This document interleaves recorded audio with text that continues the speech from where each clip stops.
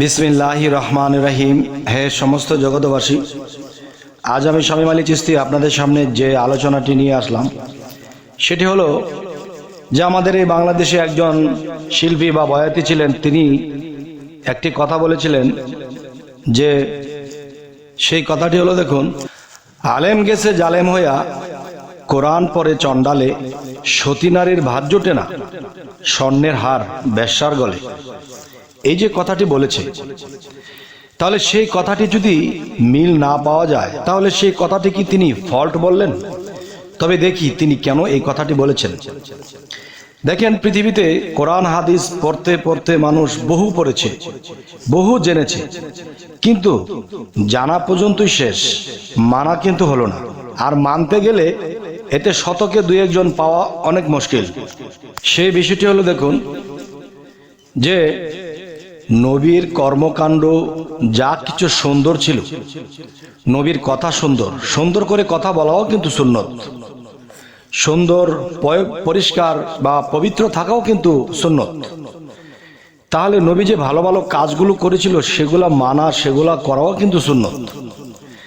যেমন যেমন হাদিস শরীফে পাই, নবীজি হযরত মুহাম্মদ সাল্লাল্লাহু আলাইহি সাল্লাম তিনি যখন রাত্রে ঘুমাতে যাইতেন বা খাবার খাবেন, এর আগে দিয়ে তিনি আরো 40টা গড় হেঁটে হেঁটে দেখতেন, কে খাইলো কে না খাইলো, কে কষ্ট পাচ্ছে, কাউ অসুস্থ হলো কিনা। এই জিনিসগুলো দেখত। এই জিনিসগুলো দেখে দেখে তিনি খবর নিয়ে কার খাবারের প্রয়োজন, কেউ সমস্যায় পড়েছে, কেউ অসুস্থ হয়েছে, সমস্ত সেরে তিনি নিজের ঘরে গিয়ে খাওয়া দাওয়া করে তিনি ঘুমাইতেন। তো এখন বিষয় হলো যে অনেক কিছুই কিন্তু মানুষের মানা হচ্ছে, কিন্তু কিছু কিছু বিষয়ে কিন্তু মানুষের অনেক কিছুই মানা হচ্ছে না, আর যেটা মানার দরকার সেটা মানা হচ্ছে না। আচ্ছা, যা কিছু নবীর হাদিসে পাওয়া গেল তার উল্টাটাই করছে জ্ঞানী গুণী যারা। জ্ঞানী গুণী কারা? জ্ঞানীর আরেক নাম হলো আলেম, এবং জ্ঞান এর আরবি হলো এলেম। যিনি এলেম শিক্ষা নিয়েছে বা যার মধ্যে জ্ঞান আছে, এলেম আছে, তাকে জ্ঞানী বলা হয়, তাকে আলেম বলা হয়। তাই আমি বলতে চাই, এই পৃথিবীতে আলেম কারা? আলেমের প্রকারভেদে গেলে কেউ কোরআন রিসার্চ করেছে, হাদিস পড়েছে, সমস্ত কিছু জেনেছে, এ হলো এক আলেম, জ্ঞানী। আরেকটা হলো যে মানুষ যদি এই জিনিসগুলো কেউ মানতে যায়, তাহলে কি হবে? টাকা পয়সা খরচ হবে। আর মাস শেষে আমরা ইমামতি করে যা বেতন পাই, তা তো আমাদের সংসারে চলে না ঠিক মতো। আবার যদি আমি রাতের বেলায় প্রত্যেকদিন একটা করে চক্কর দেই, 40 গড় পর্যন্ত দেখি, তখনও পকেটে যা আছে সবই তো দিয়ে দিতে হবে। তাহলে বোঝা গেল কি, হযরত মুহাম্মদ সাল্লাল্লাহু আলাইহি সাল্লাম তিনি কি বিশ্বের সবচেয়ে বড় ইমাম? তার চেয়ে বড় ইমাম কেউ আছে?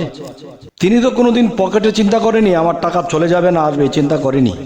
যেভাবে পেরেছে সহযোগিতা করে এসেছে। তো এখন আমরা হাদিস মানি, যেই হাদিস মানলে আমাদের লাভ হবে, টাকা আসবে আমাদের পকেটে। আর যে হাদিস মানতে গেলে আমাদের পকেট থেকে টাকা চলে যাবে, আমরা সেটা মানি না। এই জন্য রাজ্জাক দেওয়ান একটা কথা বলেছিল, যে আলেম গেছে জালেম হইয়া, কোরআন পরে চণ্ডালে, সতী নারীর ভাত জোটে না, স্বর্ণের হার বেশ্যার গলে। কেন বলেছে? যে সুবিধাবাদী ভাবে এই হাদিস কোরআনকে মানা হচ্ছে। গেল একটি বিষয়। এবার আসি সূরা মাউনের মধ্যে যদি আসি, তখন বলা হয়েছে কি, দুর্ভোগ সেই নামাজকারী, দুর্ভোগ সেই ইবাদত করি যারা লোক দেখানোর জন্য করে থাকে, যারা এতিম অসহায়দের মাথায় হাত বোলায় না, এতিমদেরকে আদর করে না, অন্ন বস্ত্র দানে তারা উৎসাহ নেই, এবং এতিমের গলা ধাক্কা দিয়ে তাড়িয়ে দেয়। দুর্ভোগ সেই নামাজকারী। তাহলে বোঝা গেল কি, মানব সেবা না করলে আপনার নামাজটাও বাতিল। একেবারে মেরে দিয়েছে আল্লাহ সিল। সেটি কোথায়? সূরা মাউনে। অবশ্যই এই কথাগুলো আপনাদের খেয়াল করে শুনতে হবে। আরো কিছু বলবো ইনশাআল্লাহ। কোরআনে আরো কিছু বিষয় আছে যে হযরত মুহাম্মদ সাল্লাল্লাহু আলাইহি সাল্লাম সাহাবাদেরকে, সাহাবীদেরকে বায়াত করেছেন। তাহলে বোঝা গেল তিনি যদি বিশ্বের সবচেয়ে বড় ইমাম হয়, তার উপরে আর ইমাম নেই, তার উপরে আর নেতা নেই, তাহলে পৃথিবীর সবচেয়ে বড় পীর যদি থাকে তাহলে তিনি, কারণ তিনিও তো মানুষকে বায়াত করেছেন, সাহাবা সাহাবী ছিলেন। তাহলে বড় একটা যদি থাকে পীর বা নেতা, তাহলে ছোটখাটো থাকবে তো পৃথিবীতে বড় পীর এসে গেছে, বড় পীর, এরপরে খাজা মঈনুদ্দিন চিশতি, মুজাদ্দেদিয়া এবং নকশবন্দিয়া, এরকম বহু তরিকত চলে এসেছে। তো এখন বিষয় হলো এই যে তরিকতগুলো এসেছে, এই তরিকতগুলো কোত্থেকে এসেছে? কোরআনে যদি না থাকতো তাহলে কি এটা হতো? দেখুন, কোরআনে অনেক জায়গাতেই বলেছে, আমি যাকে পথভ্রষ্ট করব, আমি যাকে ভালো পথ বা সুপথ দান করব না, তাহলে তিনি কোনো পীর বা কোনো মুর্শিদ থাকবে না, তার কোনো রাসূল থাকবে না। আমি যাকে পথভ্রষ্ট করব তার মুর্শিদ থাকবে না, এই কথাটা কোরআনে এসেছে। তাহলে পৃথিবীতে পথভ্রষ্ট তারাই যাদের মুর্শিদ নাই, এক। দ্বিতীয়ত গেল সূরা ফাতিহা, হে রাসূল, আপনার হাতের উপর যারা হাত দিয়েছে তাদেরকে বলে দিন তাদের হাতের উপরে আমি আল্লাহর হাত আছে। তাহলে বায়াত কিন্তু হাতে হাতে এসে গেছে। এবং সূরা কাহফের 17 নম্বর আয়াত রিচার্জ করলে পাওয়া যায়, যারা আমার মুর্শিদকে মানলো না, জানলো না, বুঝলো না, তারা পথভ্রষ্ট। যদি আল্লাহ কোরআনে এই কথাটি বলে থাকে, এই কথা অনুসারে যাদের মুর্শিদ নাই তারা পথভ্রষ্ট, তাহলে এই যে রাজ্জাক দেওয়ান যে কথাটি বলল, সতী নারীর ভাত জোটে না, স্বর্ণের হার বেশ্যার গলে, তিনি কেন বলেছে? যারা কোরআন পড়ছে মানছে না এবং যা পড়ছে তার উল্টাটা করছে, তারাই তো বেশ্যা, আর তারাই তো দুনিয়াতে ভালো চলছে, ভালো খাচ্ছে। আচ্ছা, আর যারা সঠিক মতো কোরআন মানছে তারাই হলো মুমিন, আর সেই মুমিনের জন্যই কিন্তু দুনিয়াটা একটা জেলখানা। যেমন কোরআনকে অস্বীকার করা মানুষই হলো কাফের, যেমন কোরআনের আয়াতকে অস্বীকার করা সেই কিন্তু কাফের। আর সেই কোরআনের মধ্যে কিন্তু বায়াতের কথা বলা আছে, যে বায়াত গ্রহণ করতে হবে একজন কামেল মুর্শিদ দেখে। তাহলে এই কথাটা একদল বলতেছে যে না, বায়াত কিসের, বায়াত হওয়া লাগবে না। তো আল্লাহর কথাগুলো হলো কোরআনের, কোরআনের মধ্যে আল্লাহ বলতেছে বায়াত হতে হবে, আর তারা বলতেছে বায়াত হতে হবে না। তাহলে তারা কোরআনের বিরুদ্ধে, আল্লাহর বিরুদ্ধে, তাহলে তারা কি? কাফের। যারা কোরআনের বিরুদ্ধে কথা বলবে এরা যদি কাফের হয়, আর এদেরকেই কিন্তু বলা হয়েছে, আলেম গেছে জালেম হইয়া, কোরআন পড়ে চন্ডালে, সতী নারীর ভাত জুটে না, স্বর্ণের হার বেশ্যার গলে। দেখবেন পৃথিবীতে পীর ফকির যারা দরবেশ, আসল যারা, নকলের কথা বলি না, কেউ ব্যাস ধরেছে সে ব্যাসের কথা বলি না, যারা আসল তারা কিন্তু খেতেও পায় না, তাদের সমাজে সম্মানও নেই, অথচ আল্লাহর সাথে তার বন্ধুত্ব হয়ে আছে। সুবহানাল্লাহ। তাহলে বোঝা গেল কি?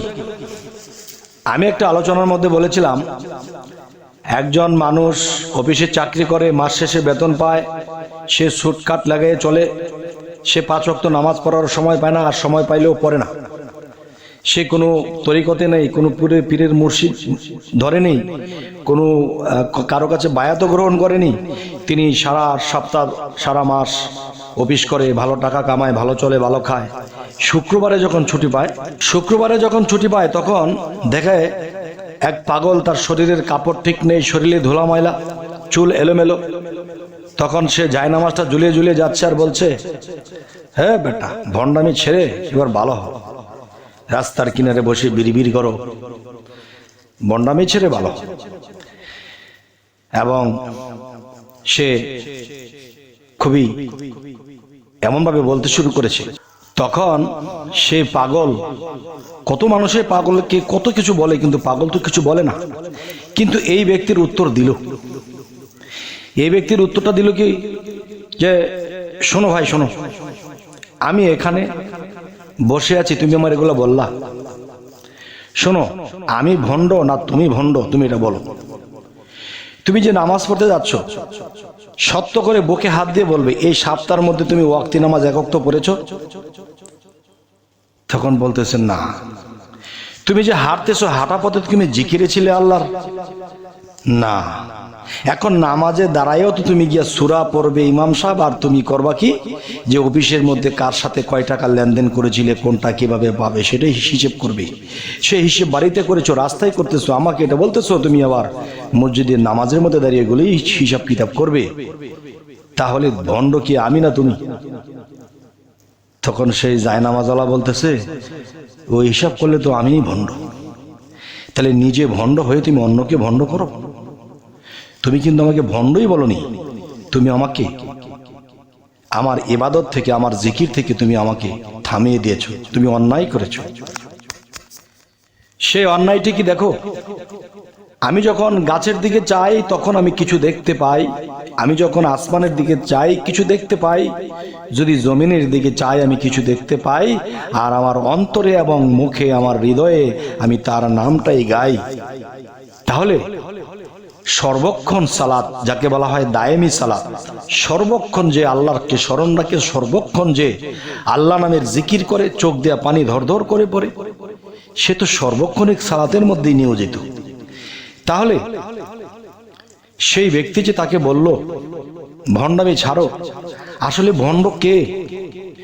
তখন সেই শুক্রবারের যেই নামাজটি পড়তে যাচ্ছে সেই ব্যক্তিটি বলতেছে ভাই আমি বুঝতে পারি নাই, আপনি যে হিসেব দিয়েছেন, যে কথা বলেছেন ওই হিসেবে তো আমরাই ভণ্ড, আর আপনারা তো ভণ্ড হন না, আপনারা তো আল্লাহর পথে নেমে গেছেন, আল্লাহর জিকির থেকে আপনাকে বঞ্চিত করেছি আমি এই কথাগুলো বলে, আমাকে ক্ষমা করে দিবেন। তখন সেই ব্যক্তিটি তার সাথে আস্তে আস্তে আস্তে আস্তে বোঝাপড়া করতে করতে সেও একদিন আল্লাহর দিনে এসে গেছে, এখন সে ধ্যান সাধনা করে, এখন সে তার সাথে ওঠা বসা করে, এক সময় দেখা গেছে সেও একদিন আল্লাহর ওলিতে পরিণত হয়েছে। সুবহানাল্লাহ। এখন আমি বলবো হে সমস্ত জগৎবাসী, যদি এই পৃথিবীতে শরীয়তের মানুষ যারা আছে তারা যেমন পাগল ফকিরকে ভণ্ড বলে, সেই পাগল ফকিরের লগে বসো, আর বসে যখন তুমি তার থেকে কোনো উত্তর জবাব পাবে না, সে উল্টা পথে আছে, তখন তুমি তাকে যা ইচ্ছা তা করো। কিন্তু সে যে পাগল হলো, তার সাথে বসো, তার সাথে চলো, কিছুদিন ওঠা বসা করো, দেখো সে কি করে, তখনই বুঝবে যে আসলে সে কি করে। হযরত মুহাম্মদ সাল্লাল্লাহু আলাইহি সাল্লাম হেরা পর্বতের গুহায় প্রায় 15 বৎসর ছিলেন, তার চুল দাড়ি পা ছাড়িয়েছিল। তাহলে বিষয়টা কি? সেই বিষয়টা আমাদেরকে বুঝতে হবে যে হযরত মুহাম্মদ সাল্লাল্লাহু আলাইহি সাল্লাম সেই পাগলের হাল কাটিয়ে পরে গিয়ে নামাজে গেছে, তখন নামাজের মধ্যে ডুবে যাইতে পারে। হাদিস বলতেছে, মেরাজ তত্ত্ব বলতেছে আল্লাহর কাছ থেকে মেরাজ করে এই নামাজ এনেছে, কিন্তু কোরআনে পাওয়া যায়নি, যাক সেটাই মানলাম। কিন্তু আগে সেই 15 বৎসর হেরা পর্বতের গুহায় সে সাধন সাকসেস করে এরপরে আল্লাহর কাছে সাক্ষাৎ করে আল্লাহর কাছ থেকে নামাজ আনছে। এরপরে নামাজে ডুবা যায়, এর আগে ডুবা যায় না, কেননা সে হেরা পর্বতের গুহায় নবীজিকে সিনা পরিষ্কার করিয়েছিল, দুনিয়াবি মায়া সরিয়ে দিয়েছিল, তখনই সেখানে হৃদয় দিয়ে আল্লাহকে ডাকছে। তখন নামাজে দাঁড়ালে বা ধ্যানে বসলে কোনো দুনিয়াবি মনে পড়তো না, ডুবতে পারত। যাই হোক, এই সমস্ত জগতবাসী জ্ঞানীর জন্য অতটা বলতে হয় না, তো জ্ঞানীরা অল্পতেই বুঝে নেয়, আর যারা মধ্যজ্ঞানী তা বাদ বাকি খুঁজে নেয়। তো আমাদের চ্যানেলটি যদি ভালো লাগে অবশ্যই সাবস্ক্রাইব করে নেবেন, পরবর্তীতে যেন আবার ভালো আলোচনা দিতে পারি। আল্লাহ হাফিজ।